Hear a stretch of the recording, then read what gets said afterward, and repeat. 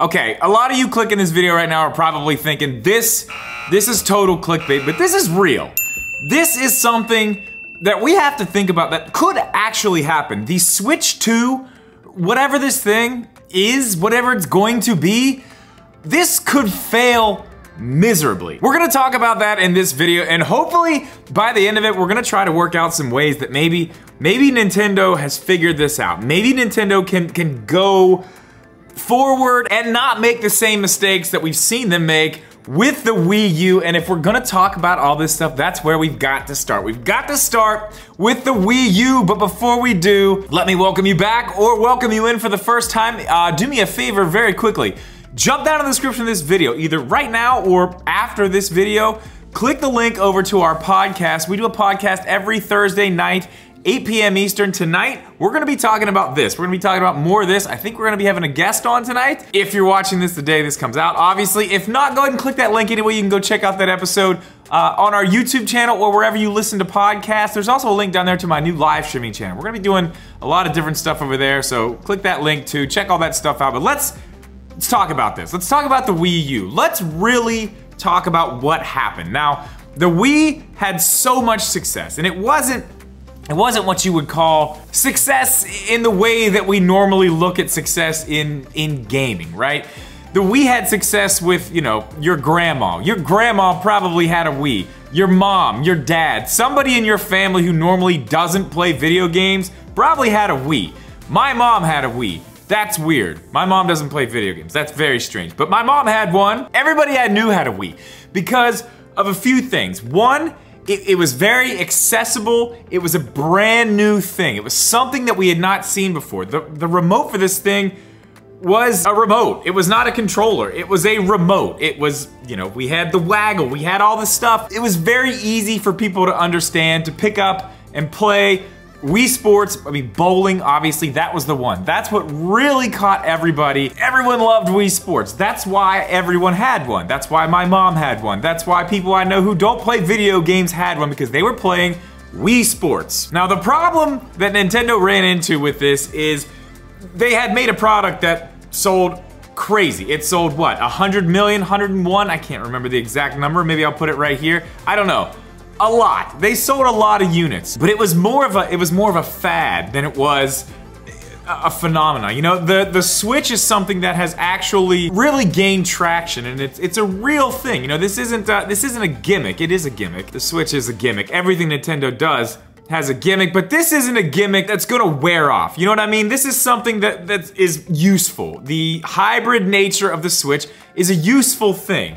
The waggle, not so much. Motion controls, yeah. Motion controls going forward have been in every Nintendo console and a lot of other ones, not Xbox, but I mean, you know, PlayStation has adopted motion control. Lots of other systems have adopted motion control after the Switch made a name for it back then. So as the Wii started dying off, and it really did die off hard. I mean, it died off hard. They had to do something. So the next thing they had in line was the Wii U. We didn't know it as the Wii U. There were so many rumors going on when this thing was supposed to come out. Everybody wanted to know what the next thing was. Nintendo announced that they were working on something and that they were gonna talk about it at E3 that year. They did, but when they talked about it, this is where they made their biggest mistake, their first big mistake. When they talked about it, the entire presentation, they focused on just the controller. That's all they talked about. I'm pretty sure if you go back and look,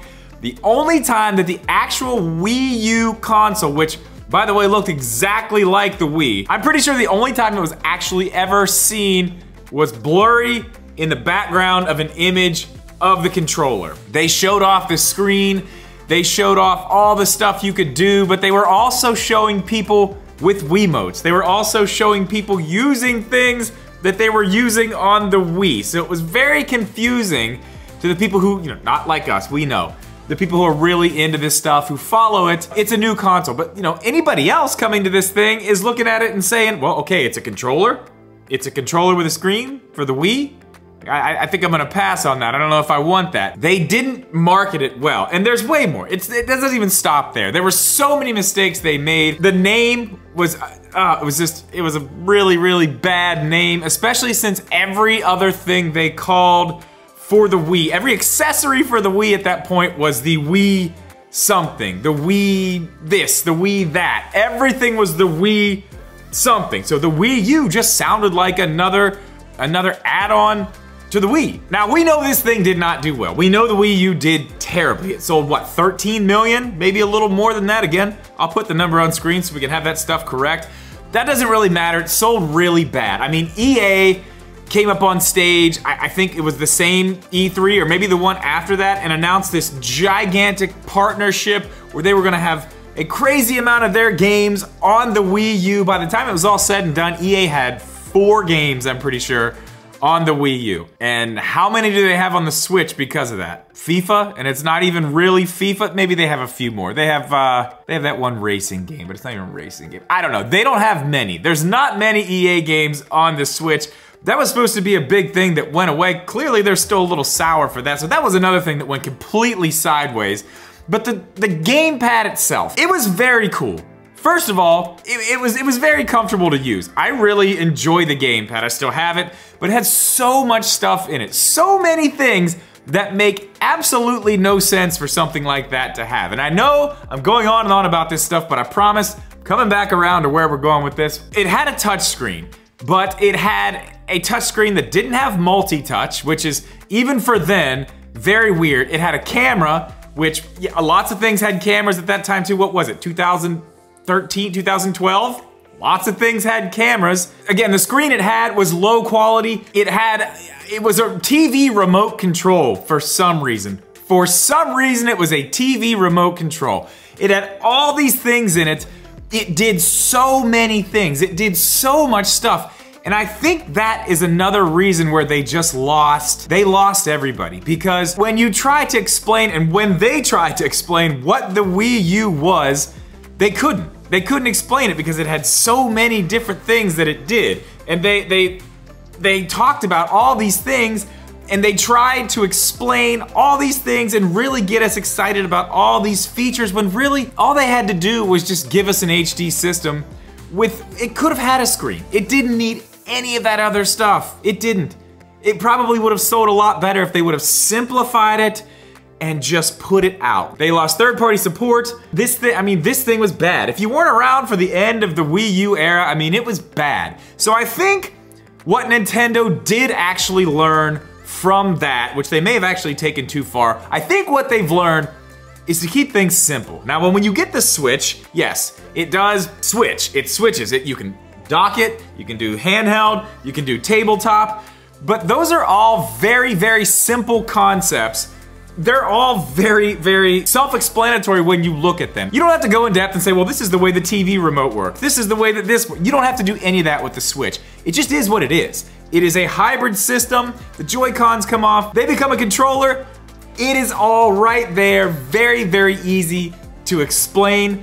Even the operating system, as we know, the user interface for the Switch is so simple. It's probably too simple. They really did go completely the opposite way of what they did with the Wii U. But at the same time, they kind of expanded on what the Wii U was, because you could play on the Wii U, you could use just the tablet. That was another thing it didn't do it very well. You could only go about 20 feet. You couldn't actually leave the room.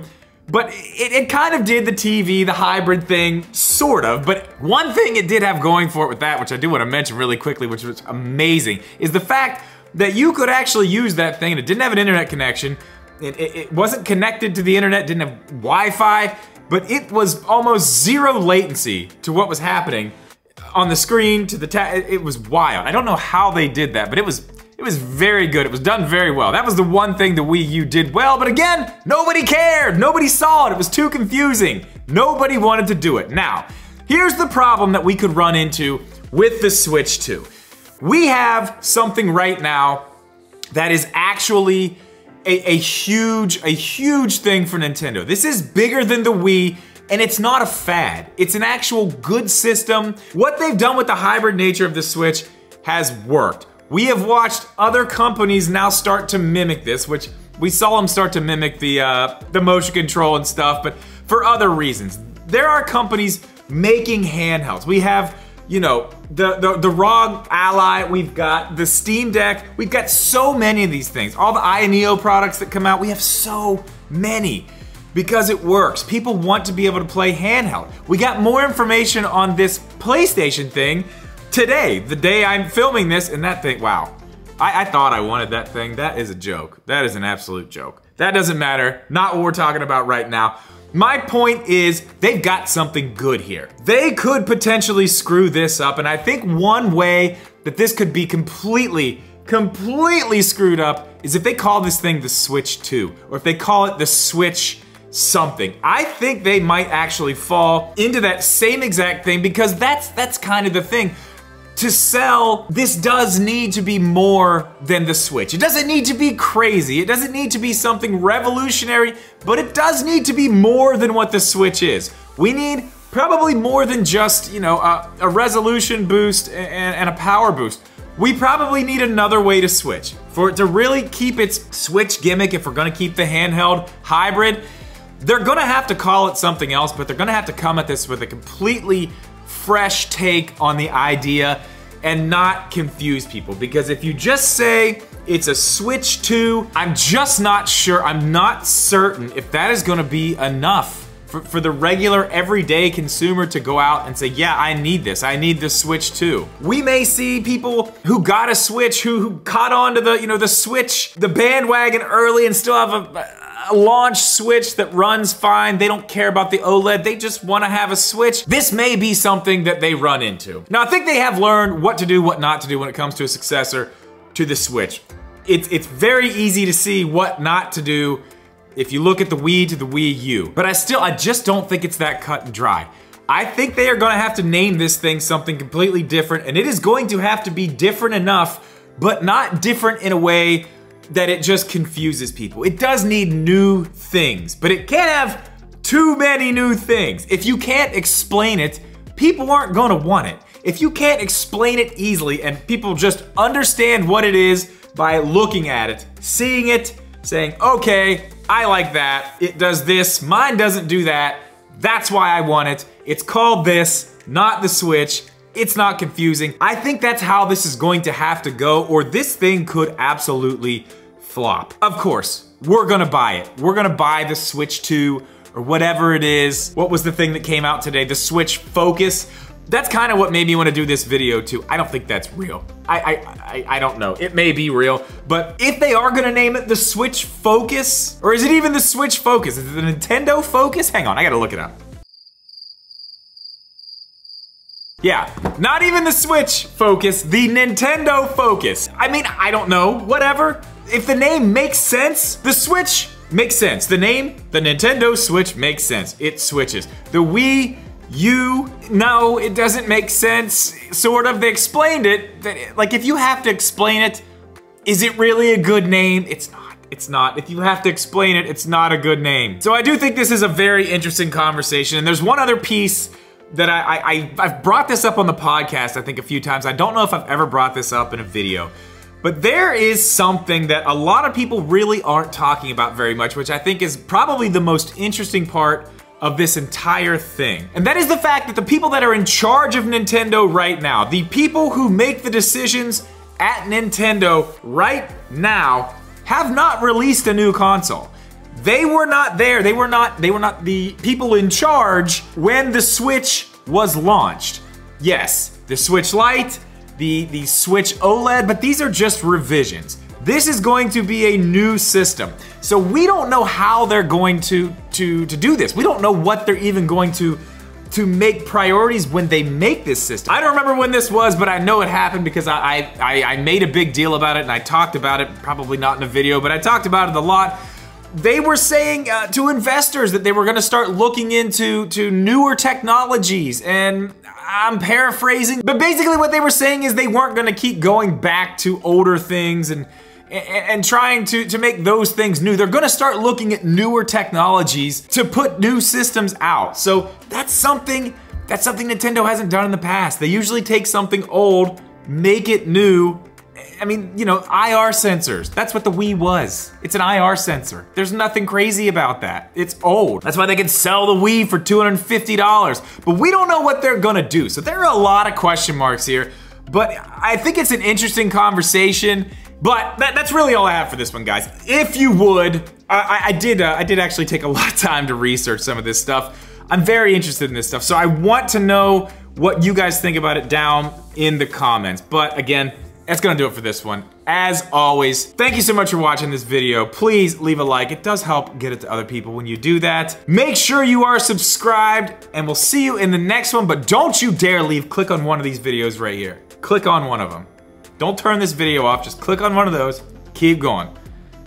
Okay, bye.